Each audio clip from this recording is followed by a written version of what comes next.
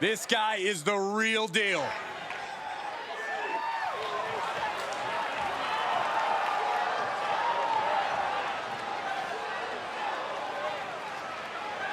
The following contest is scheduled for one fall.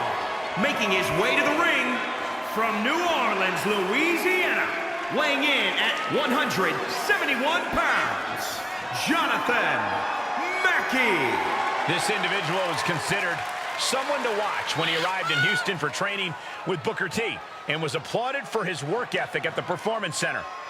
The cachet of being well-known on the independents vanishes the moment you enter WWE. I give him this. He's been putting in the work.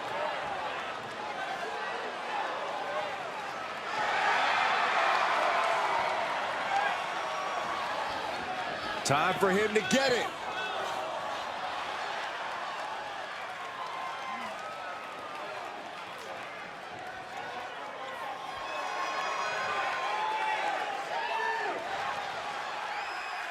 Oh, this is gonna be good. Yes! Welcome to Swerve's house! And his opponent from Tacoma, Washington, weighing in at 201 pounds, Isaiah Swerve Scott. Lots of swagger, but also lots of discipline. Coming from a military family with time spent in the Army Reserves himself. A true student of the game, even hosts his own wrestling podcast on the WWE Network. Don't sound so excited, Michael. Don't give anyone a podcast. You are never invited back. And I'm going to have your episode deleted, Saxton.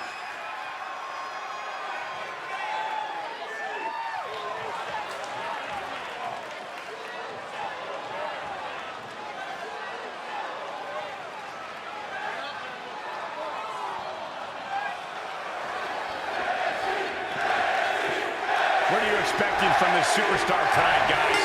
Well, he did say earlier that he's going to attack his opponent with a renewed hostility that we've never seen before. Yeah, he also said he's going to make the competition beg for mercy. And if you want high-flying trouble, look no further than this man, Isaiah Swerve Scott. He's one of the most gifted, agile, and unpredictable competitors on the roster. Yeah, and before Scott arrived at WWE, he toured the indie scene and made a name for himself as a top talent. I assure you, he's out to replicate that success here against the best superstars in the world. From the middle rope. Oh, what a splash! Ooh, targeting the leg there. Double leg drop. Low drop kick hits the target. And now Swerve is getting beaten down. Yeah, Swerve's athleticism being well countered. And Isaiah gets kept grounded with that hit. There he goes, right into the corner. Wrapped in the corner. Drop kick right on the mic. He's stalking his opponent from the top turnbuckle. From the heavens, big-time splash.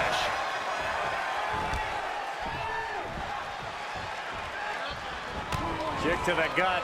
I have a theory what's coming next. Ataxia. Cover. 2, 3. An impressive win here tonight, but don't forget he now has to face Keith Lee.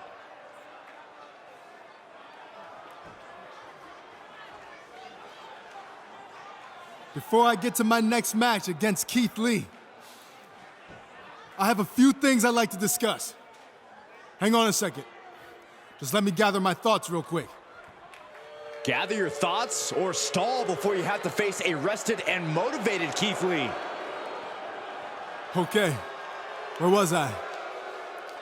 Like any top superstar would, I did my homework on Keith Lee in preparation for tonight's match. And I learned some very interesting things. See, this man is full of hashtags and motivational catchphrases, but it's all a bunch of lies. He's never lived up to a single one of them. Like, did you know that Keith Lee stole his parents' car when he was first leaving home to become a wrestler? I guess Grand Theft Auto is the true definition of limitless. Speaking of Keith's parents, turns out they didn't even want him to get into wrestling. They wanted him to continue playing football. But instead he quit, turning his back on his team and a free education that millions would die for. I doubt any of his coaches or teammates felt like basking in his glory after that. But after reading more and more about Keith Lee's backstory, one thing became clear. This is a pattern.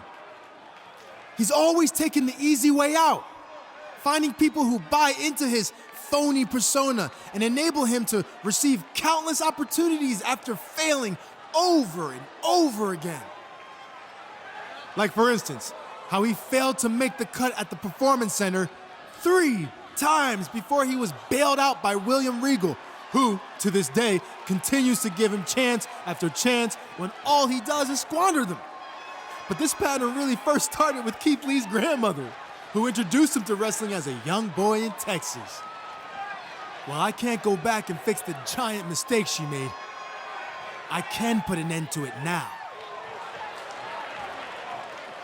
So Keith Lee, come on out here so I can expose you for what you really are.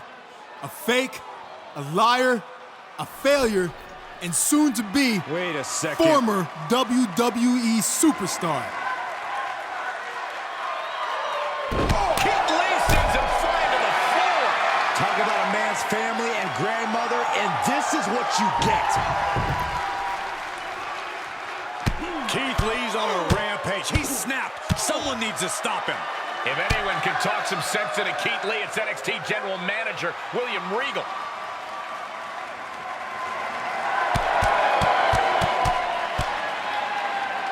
And finally, it looks like cooler heads are prevailing. He may have taken a beating, but I think this is what he wanted.